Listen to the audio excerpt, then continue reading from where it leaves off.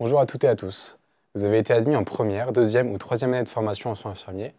Vous devez alors obligatoirement effectuer une inscription parallèle à l'Université de Bourgogne. Je vais vous expliquer tout ça dans cette petite vidéo. Le diplôme d'état d'infirmier est désormais reconnu comme équivalent de la licence universitaire, c'est-à-dire au niveau Bac+3. C'est pourquoi il est impératif d'être inscrit pour récupérer votre diplôme. Également, au cours de votre formation, vous serez amené à travailler avec des applications et des outils en ligne comme Microsoft Teams, Word, Moodle, etc. Votre compte universitaire vous permettra d'accéder gratuitement à toutes ces applications. Enfin, vous recevrez une carte d'étudiant valable 1 an qui vous permettra de bénéficier des tarifs étudiants sur les offres culturelles, les transports ou encore la restauration et le sport universitaire selon votre ville d'études. Soyez vigilants, les modalités d'inscription changent à compter de la rentrée 2024-2025. Pour les étudiants en formation initiale, l'inscription se fait en ligne, via le site UBLink s'il s'agit de votre première inscription à l'Université de Bourgogne, et via votre compte ENT si vous avez déjà été inscrit auparavant. Concernant les étudiants en formation continue, la réinscription se fait également via votre compte ENT si vous étiez inscrit à l'Université de Bourgogne les années précédentes. S'il s'agit de votre première inscription, elle doit se faire via un formulaire papier. Enfin, nous attirons votre attention sur vos accès à Teams. Tant que vous n'êtes pas inscrit, vos codes d'accès à Teams sont provisoires. Au-delà du 31 octobre, si vous n'êtes pas inscrit à l'université, vos accès seront supprimés. Pensez donc bien à vous inscrire dans les délais qui vous seront communiqués à la rentrée de septembre. Pour ne rien rater des modalités d'inscription, vous pourrez retrouver cette petite vidéo ainsi que tous les documents sur la page web de la formation. L'inscription n'est pas nécessairement longue, mais je vous invite à bien suivre les étapes pour qu'elle se déroule au mieux. Et surtout, privilégiez l'inscription par ordinateur avec un navigateur fiable comme Firefox ou Chrome.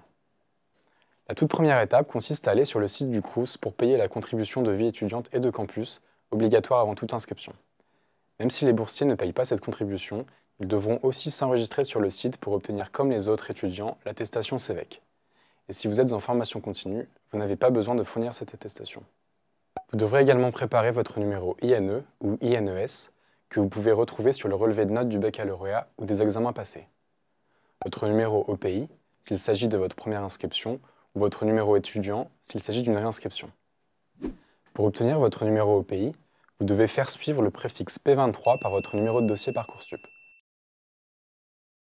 Dans certains cas, il se peut que mon login soit composé que de 6 ou 5 caractères.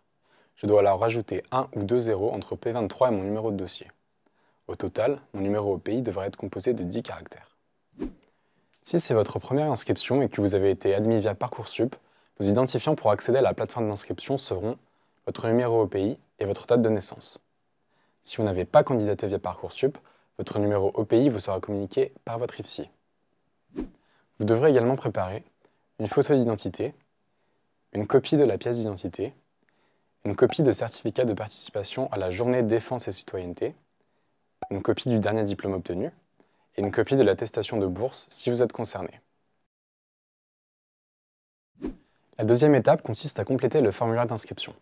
Si vous êtes en formation initiale, ça se fait en ligne, et si vous êtes en formation continue, il faudra imprimer ce dossier et le remplir à la main.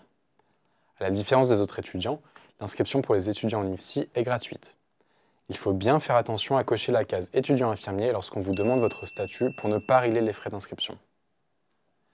Une fois votre dossier enregistré par l'université, vous pourrez alors activer votre compte ENT, soit en cliquant sur le lien reçu par mail, soit en vous rendant directement sur le portail Sésame.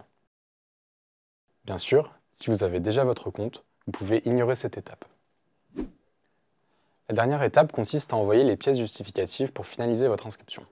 Ça se fait en ligne si vous êtes en formation initiale, et si vous êtes en formation continue, ça sera simplement à glisser dans l'enveloppe avec votre dossier. La scolarité de l'UFR Santé vous informera en cas de pièces manquantes ou invalides. Toutes les informations se trouvent sur la page de la formation disponible à cette adresse.